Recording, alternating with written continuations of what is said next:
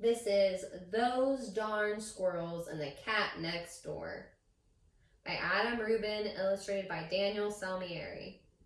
Published by Clarion Books.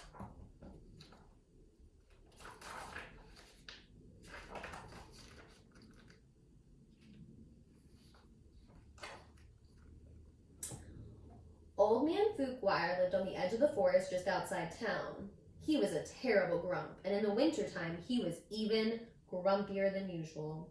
Whenever it snowed, he would shut his eyes tight and think of summer. He missed sunshine, suntan lotion, and weenie roast, but most of all, he missed the birds who flew south when it got cold.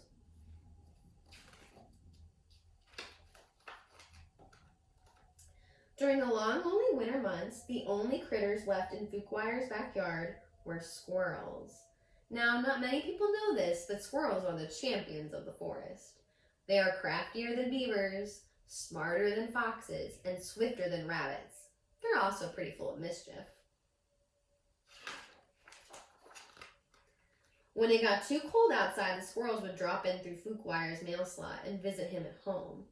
They'd warm themselves by the fire and finish the old man's crossword puzzles. When Fookwire woke up, he'd chase them out with a broom, and then he'd shake his old man fist and yell, "Those darn squirrels!"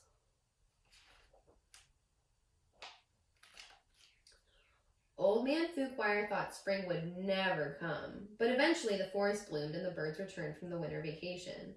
Whirlybirds chomped on tumbleberries, bongabirds snacked on honey snaps, and the flugelbird ate farfel seeds until he got so full he had to lie down.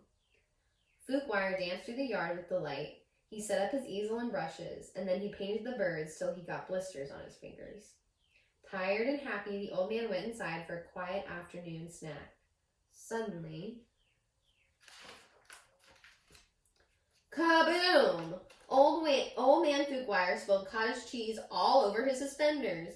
Kablam! The flugelbird fell out of his nest. Kablooey! The squirrels had to restart their annual chess tournament.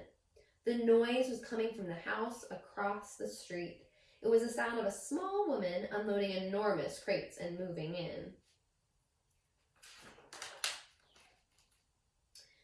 Fookwire's new neighbor was little old Lady Hugh, the town baker. The only thing sweeter than the pies Hugh baked was the little old lady herself. Everyone in town loved her, but no one could stand her cat, Muffins. He was a real bucket dipper. Hugh didn't see things that way. She thought Muffins was a cuddly honey bunny. But after the infamous poodle incident, she decided to move to the forest so that her cat could make some new friends. Looks like the cat scared the poodle. So Muffins scared the poodle, and does he look like he feels bad about it? After unpacking her crates, little old Lady Hugh baked a tumbleberry pie. Then she and Muffins went to say hello to their new neighbor. Fookwire despised conversation, so he hid behind the drapes. The squirrels were scared of the cat, so they hid inside the drain pipes. The birds weren't sure why everyone was hiding, but they stuffed themselves down the chimney just to be safe.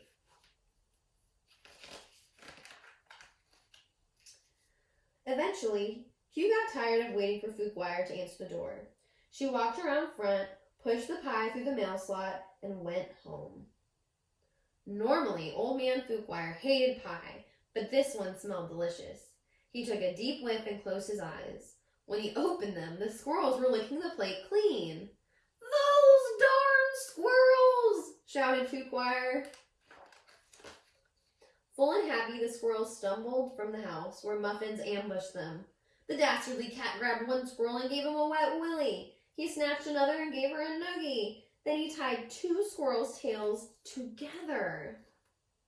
Luckily, little old Lady Hugh returned before Muffins could do more. She scooped him up and scratched him under the chin. "Come now, Schnookum," she cooed. "It's time for dinner. You can play with your new friends another day." The next morning, Muffins burst into the yard, terrifying the birds and interrupting Old Man Fookwire's painting. Then the sneaky cat pounced on an unsuspecting group of squirrels and gave them all wedgies. Not an easy thing to do at once, because generally squirrels do not wear underpants. The squirrels were furious. The birds flew up to the treetops and refused to come down, and Old Man Fookwire was so upset he wrote a letter to the mayor to complain about his new neighbor.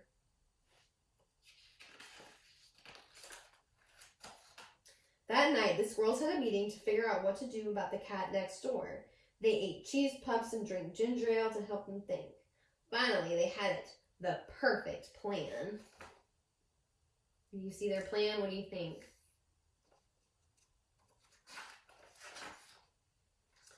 When Muffins came over the next day, the birds were feeding peacefully beneath a tree.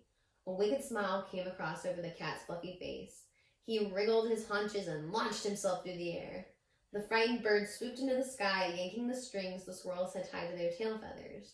The strings sprang the trap, and the cat was doused with a gallon of freezing cold water. Muffins let out a furious yowl.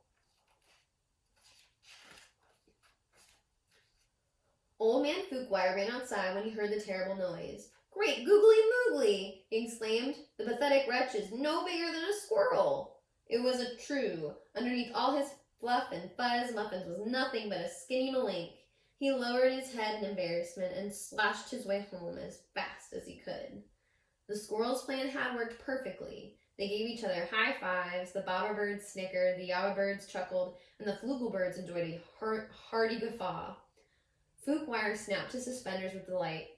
"Those darn squirrels," he said fondly. Old Man Fookwire never warmed up to his new neighbors. He was a grump, after all.